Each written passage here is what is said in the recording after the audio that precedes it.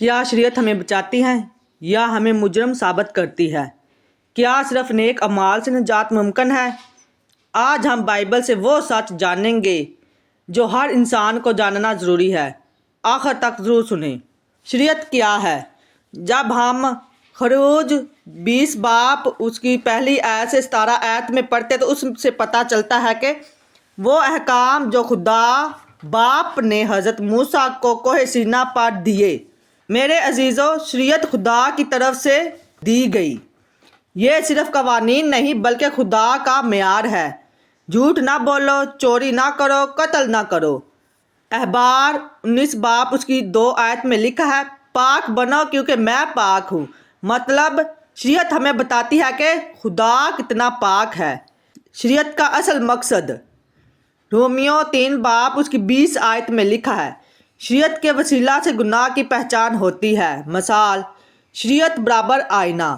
جب آپ آئینے میں دیکھتے ہیں تو آپ کو پتہ چلتا ہے کہ آپ کا چہرہ صاف ہے یا نہیں۔ رومیو 7 باب اس کی 7 آیت میں لکھا ہے، اگر شریعت نہ ہوتی تو ہمیں پتہ ہی نہ چلتا کہ گناہ کیا ہے۔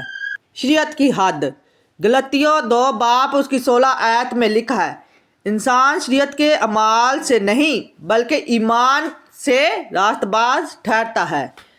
سچائی، کوئی بھی انسان کامل نہیں، کوئی بھی پوری شریعت پر عمل نہیں کر سکتا۔ رومیو 3 باب اس کی 23 آیت میں لکھا ہے، سب نے گناہ کیا۔ نتیجہ، شریعت ہمیں بچا نہیں سکتی بلکہ ہمیں ہماری کمزوری دکھاتی ہے۔ یسوع مسیح اور شریعت، متی 5 باب اس کی 17 آیت میں لکھا ہے، یسوع مسیح نے فرمایا، میں شریعت کو ختم کرنے نہیں بلکہ پورا کرنے آیا ہوں۔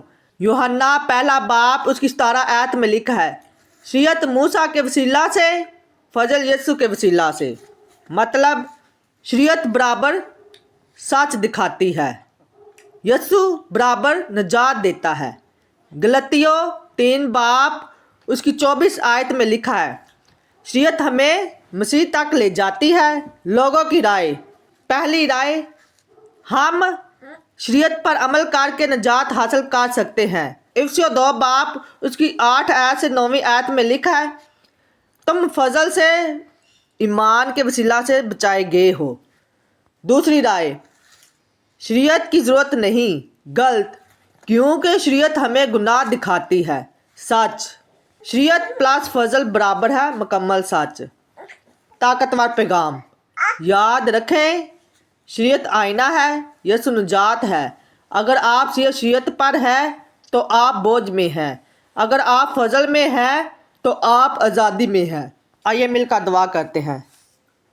اے آسمانی باپ، میں تیرے حضور آتی ہوں۔ اے رب، میں مانتی ہوں کہ میں کامل نہیں ہوں، میں تیری شریعت کو پوری طرح نہیں مان سکتی۔ رومیو 3 باب اس کی 23 آیت میں لکھا ہے، میں نے گناہ کیا ہے اور مجھے تیری ضرورت ہے۔ اے خداوند، مجھے معاف کر، میرے گناہوں کو دھو دے، مجھے سچ میں چلنا سکھا، مجھے اپنی شریعت کو سمجھنے کی حکمت دے۔ لیکن اے رب، میں اپنی نجات اپنے اعمال میں نہیں بلکہ تیرے فضل میں رکھتی ہوں۔ میں اپنی زندگی، اپنا دل، اپنا مستقبل یسوع مسیح کے حوالے کرتی ہوں۔ مجھے نیا انسان بنا اور مجھے اپنی راہوں میں چلا۔ آمین۔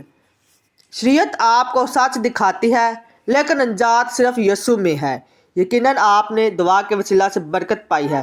اس برکت کو اپنے تک محدود نہیں رکھنا، دوسروں کے ساتھ شیئر کرنا تاکہ ہر ایک گھرانے میں برکت قائم رہے۔ آمین۔